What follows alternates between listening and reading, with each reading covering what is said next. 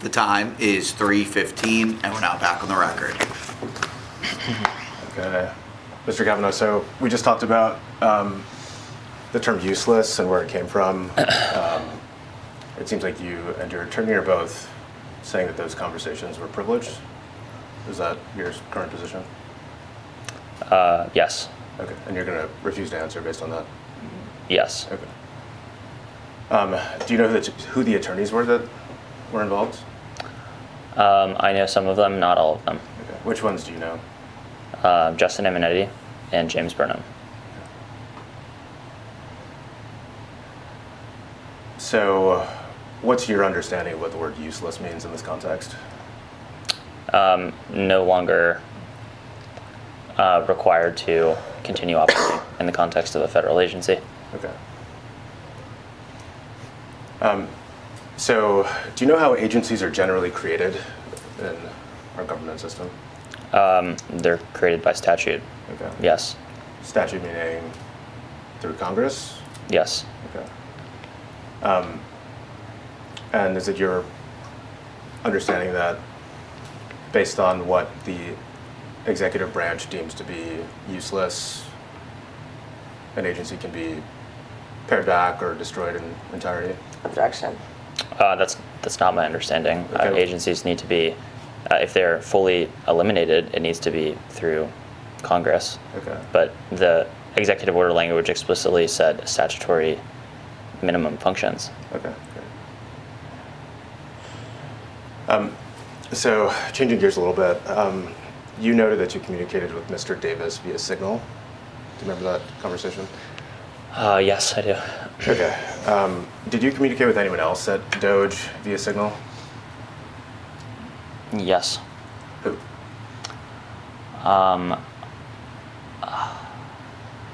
In the course of NEH or generally? Generally? It'd be a pretty long list. Justin Fox, Ethan Choutran, occasionally James Burnham, Steve Davis, Barashakis. Beyond that, I think that's the core scope. Okay. And how did you decide to use Signal with all of these people at DOGE? That was the preferred communication platform when I joined, and that was just, when I joined, that was where I was told a lot of conversations were occurring. Okay. Did you have an understanding of the reason that Signal in specific was used? I didn't. Do you think it was because of its auto-delete function? Probably, yes, but I don't know for sure. Okay. And so, what do you think that would have, what kind of benefit would that have conferred on DOGE? Objection. What benefit would that have conferred on for DOGE? I'm not sure. Okay. But you were doing government work, right? Yes. Okay. And you were using an auto-delete platform to do government work? That was not the only platform we used to do government work. But it was one of them? It was one of them. Okay. Did you see that there was an issue using an auto-delete service to do government work on? No, I didn't really think much of it because it was already used when I joined. Did anyone discuss that being an issue potentially? Not to me explicitly, no.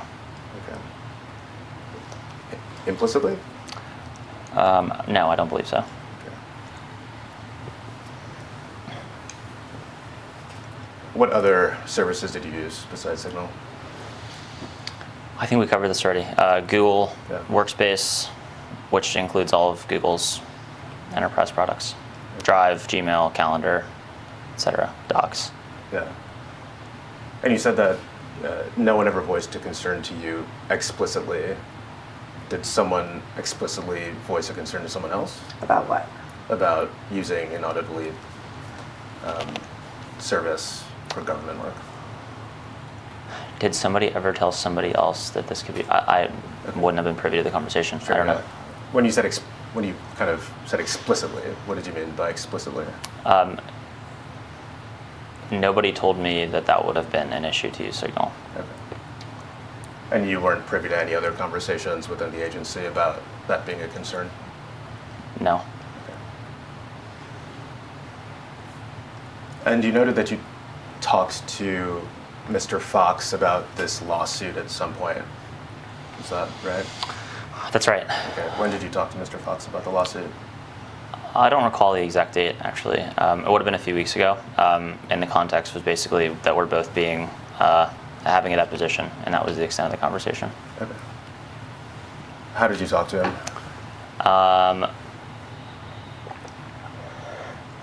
We were actually in person together working in New York. We work in the same office for the same company, so it was in person, actually.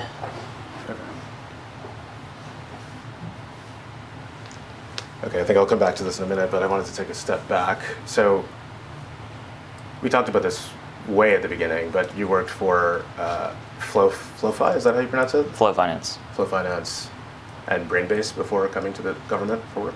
Yes. Okay. Any other jobs? I don't believe so. Okay. How much were you making at Flow Finance? My salary was probably $250,000 a year Okay. or so.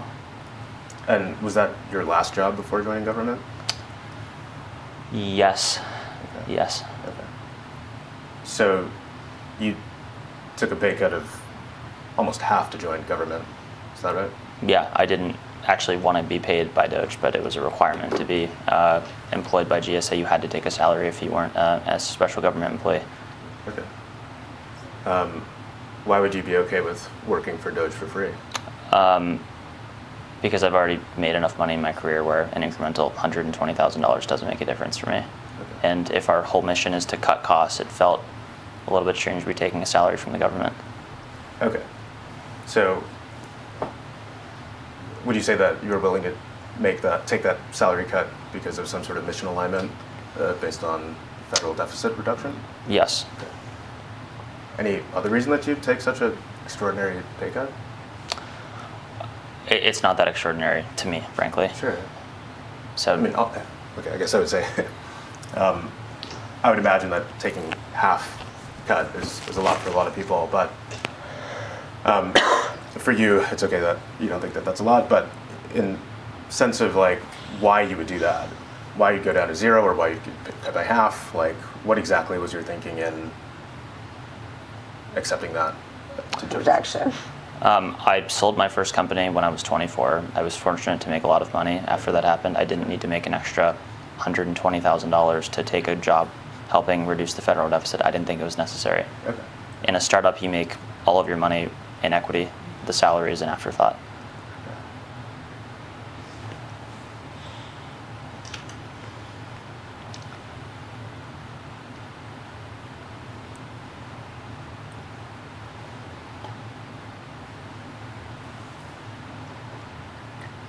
So what's your understanding of who Steve Davis was employed by during your time with the government? I don't know which agency he was employed by. I believe it was the EOP, Executive Office of the President, but I don't know for sure. Okay. How did you communicate with Mr. Davis? In person and occasionally over Signal. Okay. Did you ever email him? I probably sent him less than 10 emails in total in my time in government. Most of our conversations were in person at GSA, where we both primarily worked or over Signal. Okay. And that's the Signal account that you have on your personal phone? Yes. Okay. When was the last time that you communicated with Mr. Davis? A week ago, maybe. Okay. Is his Signal account attached to his phone number? I don't know. Okay. Can you check?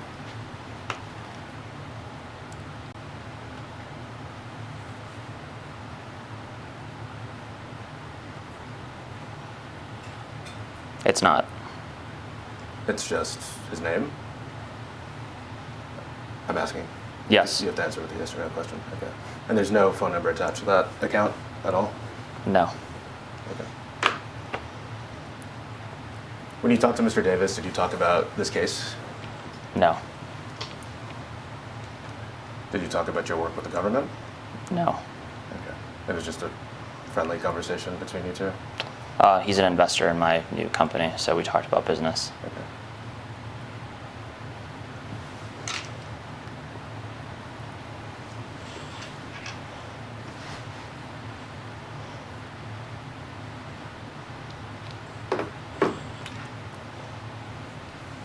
And you were not an employee of U.S. DOGE service while you were with the government, right? Correct. Okay.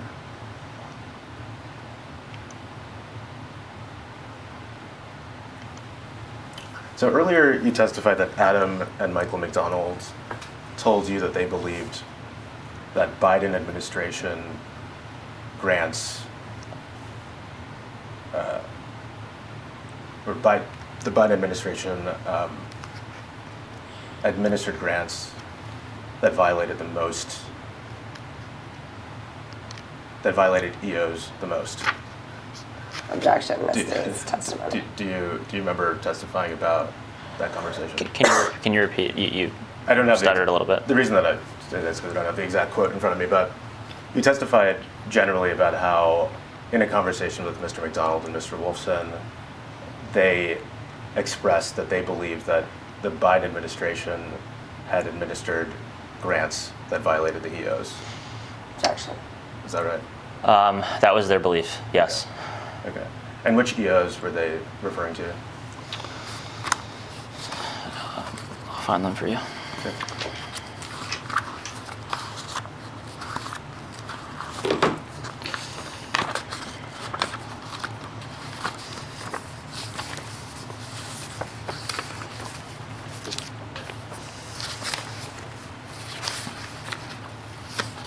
Do you have Mike's testimony somewhere? The declaration, it's here.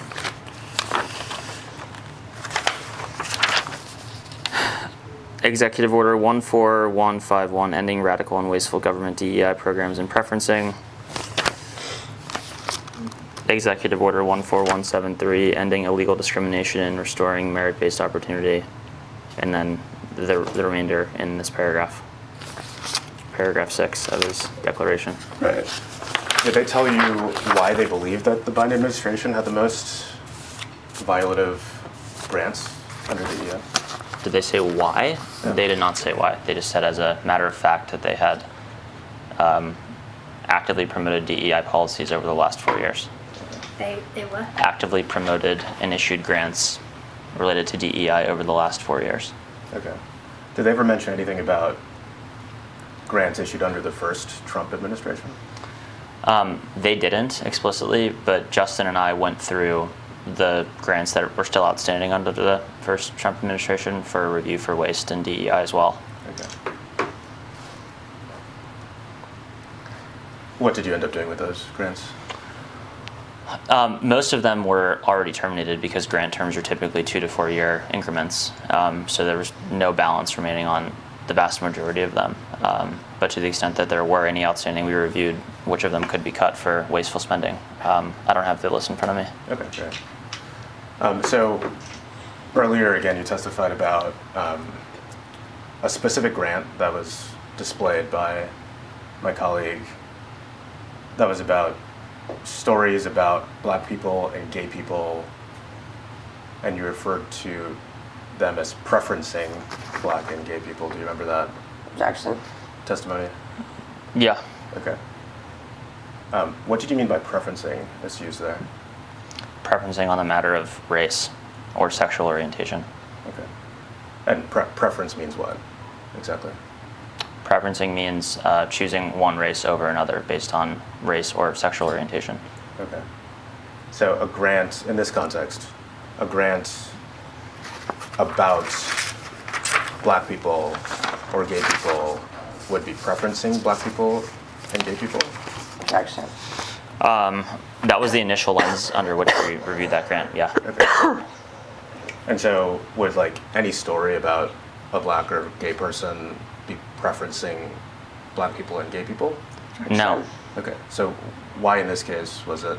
because there's a monetary value in a grant assigned from the federal government to a specific race or person from a sexual orientation. Okay. A general story about a black person or a gay person doesn't have monetarily value assigned to it. Okay. So your idea of your work was isolating and identifying grants that preferenced black people or gay people or other minorities? It wasn't just minorities. If there was a grant that just went to white people, we would have had the same view. You shouldn't have preferencing. Okay. And what differentiated a grant that preferenced black people versus a grant that didn't preference black people? I mean, you can review them on a grant by grant basis, Okay. which we did. Okay. If you have a specific grant in mind, I'm happy to go through it with you. We don't have to know. I mean, we've seen them already. Did you also cancel grants that preferenced women, for instance? Explicitly women? I don't believe so. No. Were there any other categories of preferential treatment that would render a grant subject to termination, to your view? Broadly, they would have been in the under the DEI bucket. The wasteful spending bucket is separate. In the DEI bucket, it would have been grants that gave preference to a specific race, any race, gender, or sexual orientation. Okay. Any of those buckets. Sure. And then earlier you testified that grants involving DEI viewpoints were wasteful. Do you remember testifying to that? I don't actually. Okay. Do you believe that? I do believe DEI grants are wasteful, Okay. but we can still evaluate grants through two separate lenses. Something can be wasteful and not related to DEI. Okay. And what exactly is wasteful about a DEI viewpoint? My personal opinion? Objection. Yeah. My personal opinion is that we have and the culture of DOGE was to reduce the federal deficit, and my personal view is that grants related to DEI are wasteful and unnecessary and are not chosen on the matter of merit and skill. And so they are wasteful in the context of a $2 trillion annual deficit, and they should be cut. Okay. You testified that two categories of grants were marked for saving, ones that related to the founding of the country and others that were related to the Garden of Heroes. Do you remember that testimony? Yes. Okay. What does founding of the country mean in that context? They were grants related to the founding fathers of the U.S., George Washington, Thomas Jefferson, etc. I think your colleague showed the grants that ended up being kept, basically related to other historical figures like Albert Einstein, etc. As being part of the founding of the country? I'm acknowledging Albert Einstein was not part of the founding of the country. Okay. And so the founding fathers, and was there kind of like a period, certain years that you looked at as being the founding of the country? No, we looked for grants that were politically neutral, Okay. that had to deal with the founding of the country, Right. and that both parties could look and say that these are not political grants and are worth continuing. Again, it was a judgment call that we initially made and then Mike and Adam ultimately signed off on. Okay. A judgment call made by you and Justin. And Mike and Adam. Okay. You said we initially made. Who are you referring to when you said we? Myself and Justin Okay. went through line by line of the grants. Right. Okay. So, did you have a supervisor when you were working for the NEH? Working with the NEH? No. Okay. You were asked that earlier. You said no, and then you kind of corrected and said, kind of in a way. Steve Davis. Remember that? Objection. Steve Davis was my manager at DOGE, but he wasn't checking in for frequent updates on a grant by grant level for Okay. NEH. So if you had a question about, let's say, whether a grant was violative of, or had DEI in it, for instance, or was a borderline call, how would you get clarity on how to deal with that? Justin and I made a personal judgment call and then reviewed that judgment call with Mike and with Adam. Okay. Do you have any history in, like, let's say, scholarly peer review? No. Okay. So, but this judgment call was made by you and your personal judgment combined with Justin's personal judgment to cancel grants based on DEI. Yes. Okay. Do you think it's inappropriate in any way that someone in their 20s with no experience with grants or federal government was making personal judgment calls about what grants to cancel? Objection. No, I don't think it's inappropriate. Okay. Why not? Objection. I think a person can have enough judgment from reading books and being well informed outside of traditional experience to make judgment calls about obvious things like a grant that literally lists DEI in its description to know whether it violates an executive order. Okay. I don't think you need to have a scholarly peer review background to do that. Okay. So presumably you read some of these books that would have informed you on how to cancel a grant based on DEI? Objection. I did not read a book on how to discern whether a grant includes DEI or not. I read the actual description of the actual grant. Okay. I'm sorry. I'm saying books because you said books. What books would you have read that would have informed your opinion on what grants to cancel based on DEI or not DEI? There were no books. Okay. So there are no books. Anything else that would have informed you on how to do this? No. Just kind of your whims, I guess? Is that what you're saying? Objection. They're not my whims. It's my judgment of how to interpret a grant that includes DEI characteristics or our wasteful spend. Right.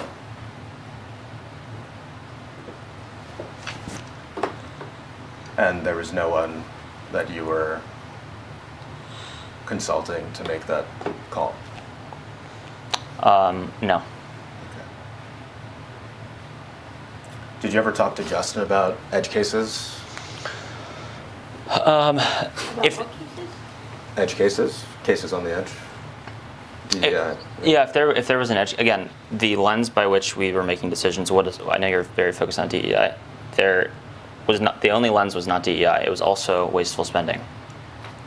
The priorities for NEH's grants were related to the founding of the country, or America 250 initiative this year, or the Garden of Heroes. If the grants didn't fall in those three buckets and met a DEI criteria, or in our view were wasteful spending, we would flag those grants for review for Mike and Adam to agree with. If there was an edge case, we leaned on the side of cutting it because DOGE's mission was to reduce federal spending. We erred on the side of cut versus keep, generally. Okay. Did you go through any type of HR onboarding when you joined GSA? Yes. Can you walk me through what that was? I don't remember the specific courses we took. It was like a multi-hour video series where you went through traditional corporate HR policies. Okay. Was it 1 day of onboarding, 2 days, a week? It was a day or two of onboarding, including going through training, getting our PIV card, etc. Okay. Did you go through that onboarding with anyone else or by yourself? Someone from GSA HR, but there were no other teammates with me during that time. Okay. Did you fill out any paperwork as part of that process?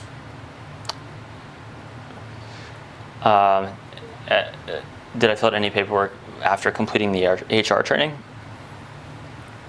Or as part of the HR training? I didn't fill out any paperwork regarding the HR training, no. Did you have a background check run on you? I did. Okay. Did you go through any training on how to maintain government records?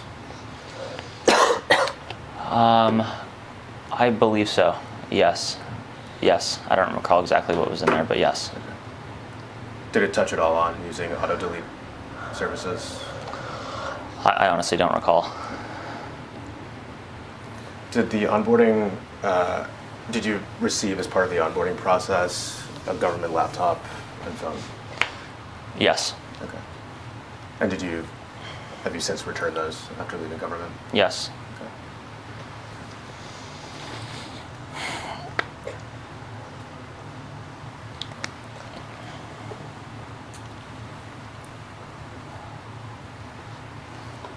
So earlier we talked about some of your communications with Mr. Davis, including, in the context of you emailing yourself, I think you were saying, and then using that email on Signal to send to Mr. Davis. Do you remember talking about that with Mr. Robinson earlier? I do. Okay. Walk me through that process exactly. There was a weekly scorecard, as it was called, where we reported on savings across each agency. It was black text in an Excel spreadsheet file. That was downloaded.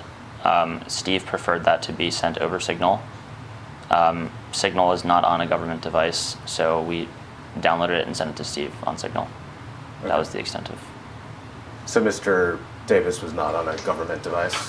I don't know if he was on a government device or not. I know he preferred to receive the scorecard on Signal. Okay. Have you ever, do you know whether Mr. Davis had a government email? I believe he had an EOP email address that he did not use. Okay. And you never communicated with him on that email address? Objection. I'm sure I sent him an email or two, but it was incredibly infrequent.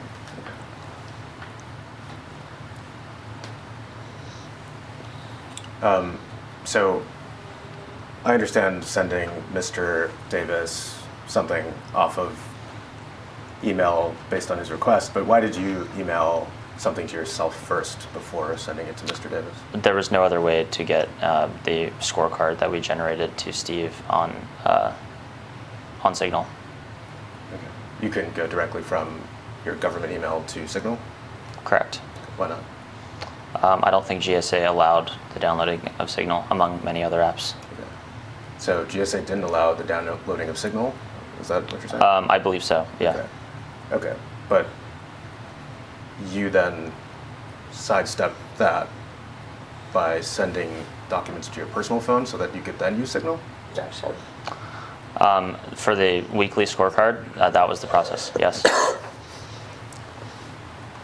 And that didn't set any alarms about whether or not you should be using Signal to do government work? The fact that GSA didn't let you use Signal on your phone? GSA didn't let you use a myriad of softwares that would have been common in a standard business. And so I don't know if Signal is representative of, I don't think Signal is a unique case, frankly. There were dozens of apps that weren't allowed on a government device. Do you think that there's a reason that the government disallows using certain services on their devices? I'm not sure. Objection. Okay. You don't think it was because maybe they were concerned about data leaks or sharing information with people that shouldn't be receiving that information? Objection. I really don't know. Okay. You have no idea why they would not allow Signal on government phones? Objection. Yeah, I'm not sure. I know many government officials use Signal, so I'm not totally sure. Okay. Do you think maybe it was for the maintenance of records that they don't allow Signal, an auto-delete app on government phones? Objection. Yeah, again, I don't know. You really don't know? Objection. I really don't know. Okay.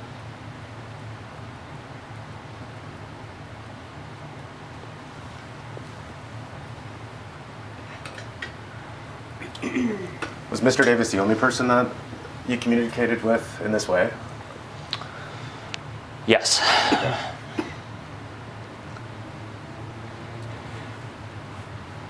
Do you know if Mr. Davis had a government phone? I don't know. Presumably, yes, but I don't know.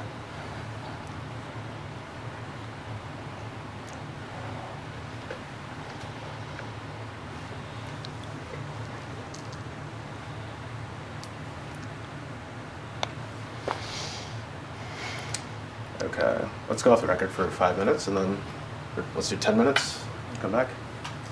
The time is 3:44, and we're now going off the record. Thanks.